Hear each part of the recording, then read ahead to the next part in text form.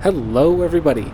Today we are discussing the only ski resort that thinks just one more out-of-base gondola is the solution to mid-mountain lift lines, canyons. For those of you who are not familiar with the series, here are the rules. The two of us have each come up with 4 improvements or enhancements that we believe would significantly ameliorate the issues of the resort. We don't know what each other is proposing yet. Could be something as absurd as a high-speed rail line or entire base village, or something as mundane as a new magic carpet or parking garage.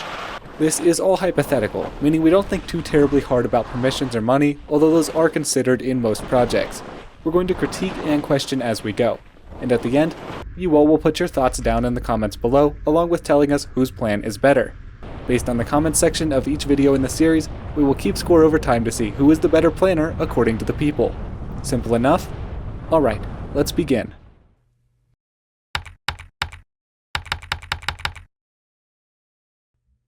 In this episode, we're only going to cover the canyon side of Park City, with the town side already having its own episode. There was a snafu with the scoring and whatnot in the previous episode of the series, but what you need to know is that the score is tied at 3 apiece, but because I've skied canyons and Arjun hasn't, he'll still get to pitch first. Arjun, take it away. Okay, for my first pitch, we have a Dreamcatcher high-speed quad. I know a lot of folks really like this terrain, and it looks pretty cool as well.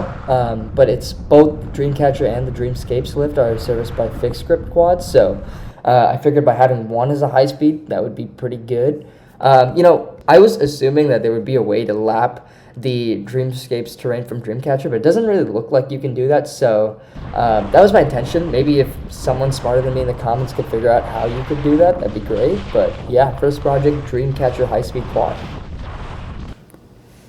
So, as seems to be the theme with these past couple How We Would Fix It's, great minds do indeed think alike. We've done a lot of these now, so you've kind of seen the thoughts that I've had on how we're doing this. And not to take full credit myself, of course, you came up with a good idea, but I think, yeah, we're trending more similarly now because I also came up with the Dreamcatcher high-speed quad. However, my line of reasoning was a little bit different. I was thinking, Tombstone gets really busy,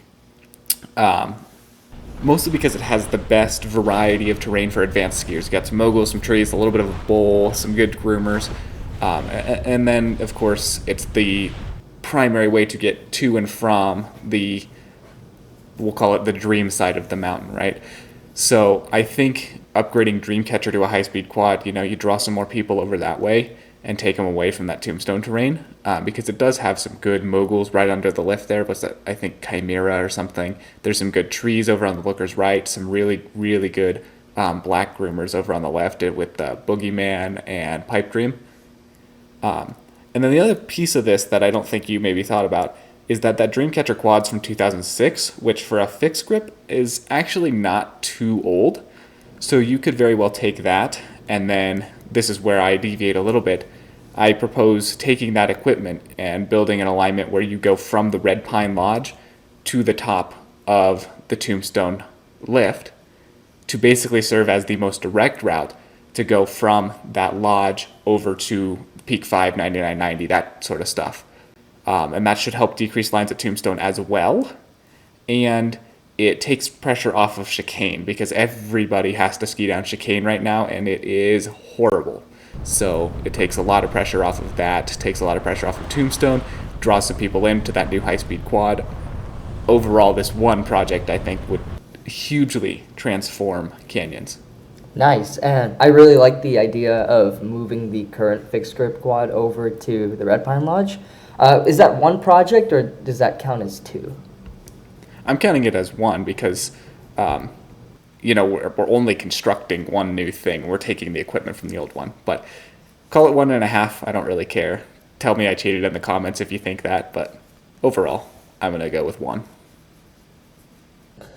All right, for my second project, while looking at the trail map, I realized there wasn't really a way to get out of, from the bottom of Dreamscapes, Dreamcatcher. You'd have to go down to Tombstone, which I imagine that's why the lines are really bad there. So my proposal is take the original Dreamcatcher fixed grip quad, move it to the bottom of Daybreak, and have it extend up to the intersection of Royal and Crown and Glory.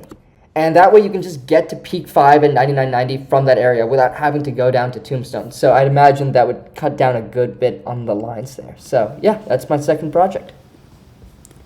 Yeah, so right now you theoretically have 2 ways back to the main canyon side. Both of them involve going down to Tombstone, and then you can ride up Tombstone, or you can take Over and Out towards the main base. And that's why Over and Out was a huge addition, because before that was the only way. If you were at Dreamcatcher Dreamscape, that area, you had to ride up Tombstone. If Tombstone went down, you were screwed. So Over and Out is huge. But that still has you going through one little choke point on the lower mountain where it gets like pretty icy or slushy depending on the time of year. I like that. You're just diversifying the ways to get back, and it's a good use of the old equipment. Now I kind of feel bad since I considered my replacement relocation as one project and you're doing it as 2. So I might drop project 4 and just call my originals 1 and 2. The other thing, I do have just 2 small concerns. One is it's really tight down at the bottom of Daybreak already. And like those lifts don't get bad lines, but if they did, it would be chaos down there. I can't imagine having another lift down there, so you might need to like put it somewhere near there, but like maybe just a little bit downhill or something else. And then the other thing is it will be flying over the colony, so the HOA is going to lose their freaking minds. Yeah. But this is a how we would fix it, and we do not care. Amen to that. All right, now, as I said, this is not a democracy, this is a theocracy. Welcome to the Church of SRG, where we only worship Uller and Shane McConkey. Now, because of that, we are all screwed up and out of order, so I'm going now. Cry about it. My third project is a Tombstone High-Speed 8. Now, we've already touched on this. I have my first 2 projects are also addressing Tombstone because this is by far the worst spot in the canyon side, okay? The 8-pack is not to be a gigantic people mover. Yeah, I mean, it's an 8-person chairlift. It's going to move a lot of people. But for me, the thought is with an 8-person chairlift, you have a bigger loading interval, which means that you're going to have less misloads, less misunloads, and you're going to have a better chance of actually filling the chair. And that's part of the problem with Tombstone right now. So I'm not proposing a 4,800 people per hour or high-speed 8 or anything like that. Just something big enough to get people on the mountain. The other thing about this, I proposed deviating the alignment just a little bit so that when you come to the top, you actually have 90-degree unloading. What I've noticed, Canyons has a lot of these where you have the option either you unload straight ahead onto a run or you unload and make an immediate U-turn, and that gets really chaotic at the summits. I think it'd be better if you just kind of put it off to the side of the summit, come up, have 90-degree loading, and then it's either a left or a right turn coming off the chairlift. So that was the other piece of replacing Tombstone. Cool. So I have the same project. Obviously, I didn't think of the exact same reasoning as you. My reasoning was that even with those other 2 things, I still think this is one of the most popular pods in the mountain, just from what I've seen. It just kind of makes sense. It's in this very centralized location, has a good mix of terrain for all sorts of abilities. So I have the exact same project though. So high speed Tombstone 8. I didn't think of the unloading misload stuff or the 90-degree thingy, but yeah, same project. And I think regardless of how you spin it, an 8-seater is just going to do good in this part of the mountain. So yeah, I guess we aligned again for the 3rd time in a row, kind of. Kind of. Yeah, we have had a lot of similar ideas because at the end of the day, let's face it, Canyons is a very complex mountain, but there's only so much you can do. And you guys will hear all about this in the Park City Haters Guide in 2 weeks, but it's a mess. And part of it stems from the colony and that neighborhood and just the fact that you can't really build anything in there. So between the 2 of us, we only have so many options. But I think, these last 2 projects are where we're going to deviate, and I think you guys will, I think you'll like both of these.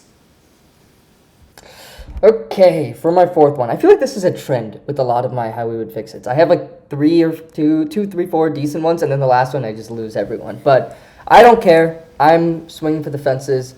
I feel like I got to do something a little ambitious, even if it might be controversial. So what I have proposed is a avalanche mitigation into Duchess Draw. And I know this sounds really crazy on paper, because this is one of the most avalanche-prone zones in the entire like Wasatch Range, right? We've seen videos of this thing. We know that people die there on a yearly basis. But my thing is, if you just had it in bounds and if you had it controlled and you just closed it down when it was just too unsafe, I think it'd just be a safer experience for everyone. Also, there are trails right below this thing. You could easily have an avalanche just come in bounds and stuff and affect the trails below. So I know it's a controversial one. I know a lot of patrollers probably won't be happy about this because it's a lot of work. But I do think it's necessary just to keep the general public safe, especially the ones like lower down. And yeah. I can't lie, I'm no avalanche expert, right? But neither am I. Having been there spring skiing, and you're just spring skiing, you start seeing the roller balls come down, and it's a little bit disconcerting. So I do see your point about like, oh, the trail's below. However, you annex that inbounds, you have to patrol it. But like in all seriousness, it is a modern quandary because it's like something should be done, but at the same time, nothing's been done and it's fine for so many years. And yeah, people are going to keep dying because people are stupid. But I think, at the end of the day, if it ain't broke, don't fix it. Right. But the issue it is broke. I mean, people are dying. That's because they're going out of bounds. That's on them. They're taking that risk there, and it should not be the responsibility of patrollers to risk their lives to prevent somebody from being stupid. Right. I totally see your point. And that's why this was such a controversial one. And I do think Comments. We need to hear from you. Yeah, definitely. I'd love to hear what people think about this one because it's I've heard a lot of different opinions about whether they should be inbounds or not. So, yeah. All right. It's Project 4. In case you haven't noticed, we switched the order on you again. But this is the time of the video where it's go big or go home. As you just saw with Arjun's project, there's some big ideas out here. For me, this was hard to narrow down, but I have seen so much potential on the backside of Dreamcatcher.